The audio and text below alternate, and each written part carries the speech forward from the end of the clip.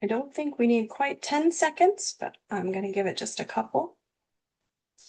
Hey everybody, and welcome to Robin's house. Today I'm working on my Easter Joy Scrap with Robin pages. So I've got 3 pages, all using the same paper and Cricut cuts. So the Easter Joy paper is, I don't know if it's foil exactly, or if it's iridescent, or if it's something, but the papers are very vibrant and very pretty. So this layout, I do use the pretty side of the paper, and then I add in some cardstock and some layering of the Cricut shapes.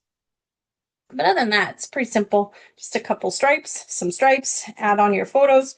The nice thing about this is if your photos are different, you can turn them however which way works for you. Add in your little hop, hop, hop title, and you are ready for Easter. Okay, page number 2. This one I made doesn't necessarily have to be at Easter time. So peeps, a lot of times those are the people that you work with. They could be your kids, they could be your family, they could be your whatever. It's just a fun generic way to use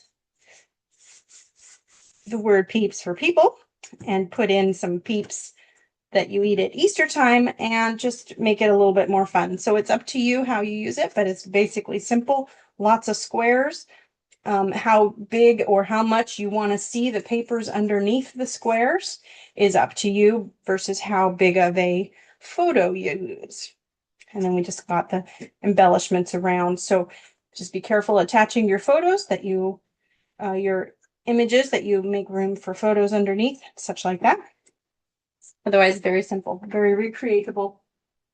And finally, so this is using the back side. So some of the back sides of the paper were so cute. I love this checkerboard and this spring shy shamrock paper is so adorable.